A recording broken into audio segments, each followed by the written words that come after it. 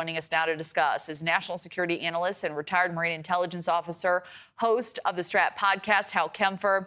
Hal, really looking forward to your insights here. Let's start with the major breaking news of the day. President Trump saying while the U.S. is not involved in Israel's military strikes, as we reported, against Iran, that, quote, now it is possible we could get involved. Also adding that he had a long conversation with Russian President Vladimir Putin to discuss Putin potentially serving as a mediator now for this war in the Middle East. What are your top line thoughts on those developments today? Well, Kelly, one of the issues is Iran going to attack the U.S. bases in the Persian Gulf and elsewhere in the Middle East?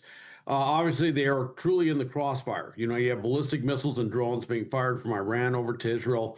Some of them almost overflying our military presence over there. And the concern is that Iran will turn around, as they have kind of indicated many times, that they will turn around and attack U.S. bases. That would pull the U.S. in. The other thing, though, is one of the nuclear sites, the Fordo enrichment facility, cannot be struck, at least the deep bunker part, by what Israel has in terms of its air ordnance. The only thing that could hit that is something that we have. And the fear that has been expressed again is that Iran may try to accelerate building a nuclear weapon. And of course, that is just completely unacceptable to the U.S., Israel, Europe, and elsewhere. So there is an imperative that the U.S. strikes if they feel that's going to happen. Well, to your point on Fordo, there are suggestions that if that plan is not completely annihilated in this operation, that Israel fails. And also, you know, do you agree with that assessment? What are the implications then, and if you do agree, for the U.S. in that scenario? Well, in that scenario, the problem is if Iran was to get a nuclear weapon, and we've certainly seen they have the ballistic missile capability to hit Israel. They've hit Israel with some very large conventional ordnance. But Israel's a small country. It's only about the size of New Jersey, and even one nuclear warhead getting through their air defense system could have catastrophic effects that could really impact the nation state of Israel in a very substantive way, well beyond anything we've seen now, of course. So the fear is that these strikes are going to accelerate that process. There was one weapons expert that said Iran may try to produce 9 nuclear warheads by the end of this month. That puts a lot of pressure on Israel, puts a lot of pressure on the president to figure out what is the next step. So Axios is reporting now that Israel is urging the U.S. to join in on this fight against Iran.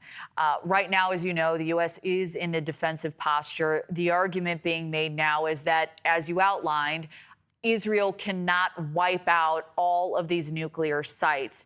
How do you see any type of offensive involvement from the U.S. changing the dynamics overall, Hal?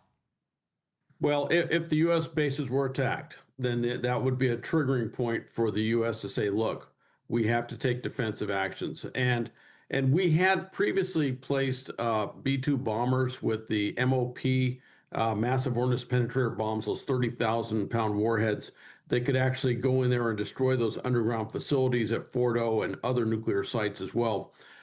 That's a possibility that a mission could get launched to do that. That's a significant way that could happen.